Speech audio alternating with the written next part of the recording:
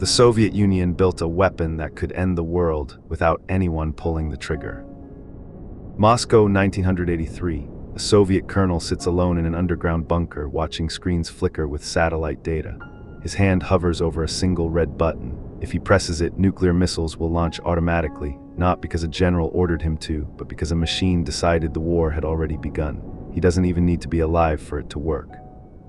This wasn't science fiction. This was Perimeter, the dead hand system, and it almost started World War III at least twice.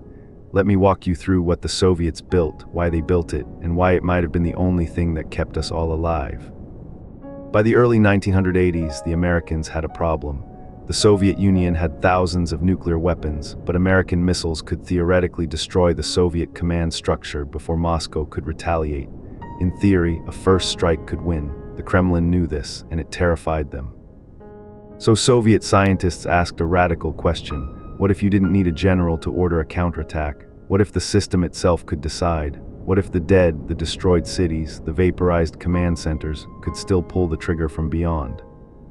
Enter Vladimir Mokeyev and a team of engineers. They designed what was essentially a Doomsday autopilot. Perimeter, or dead hand, as Western intelligence called it, was a fully automated nuclear response system.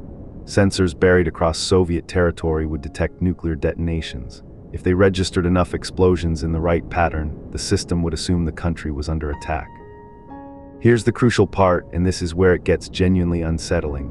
Once activated, no human could stop it, not the premier, not the defense minister, not even the president of the Soviet Union. The system would broadcast launch orders to submarines, to missile silos, to every nuclear arsenal in the Soviet arsenal. Missiles would fly whether anyone ordered them or not. The logic was twisted, but it made a kind of sense. If America knew they could destroy the Soviet leadership and still get nuked anyway, they'd never risk a first strike. Mutual assured destruction had a new guarantor, a machine that didn't care who was in charge. By 1985, Dead Hand was operational, and almost immediately it nearly killed us all. On September 26, 1983, this date right here, matters. Soviet early warning satellites detected what they thought was an American missile launch. Not one missile, 5.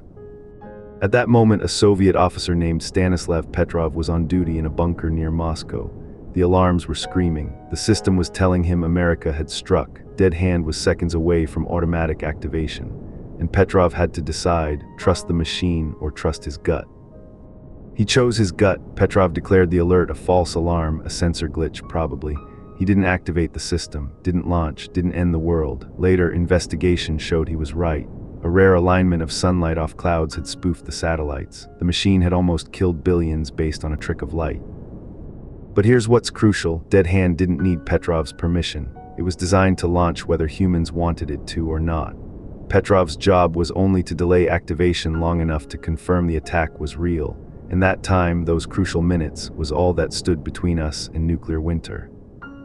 The system stayed active for decades, through the end of the Cold War, through the collapse of the Soviet Union, through the 1990s and 2000s, and technically it's still there, still buried in the ground, still watching for explosions, still ready to launch a war nobody could win. Because here's the thing about Dead Hand that everyone gets wrong. It wasn't designed to win a war. It was designed to guarantee that nobody could win. It was an insurance policy written in megadeaths, a suicide note triggered by seismic sensors. The Americans built similar systems. Dead Hand wasn't unique, it was just the most automated, the most autonomous, the least human. It represented the logical end point of deterrence theory, a weapon so terrible that even the people who built it couldn't control it. And you know what the strangest part is? It probably worked. For all its horror, all its danger, all those moments when a sensor glitch or a solar flare could have ended civilization, Dead Hand may have actually kept the peace. The Soviets believed it made them safer, and maybe they were right.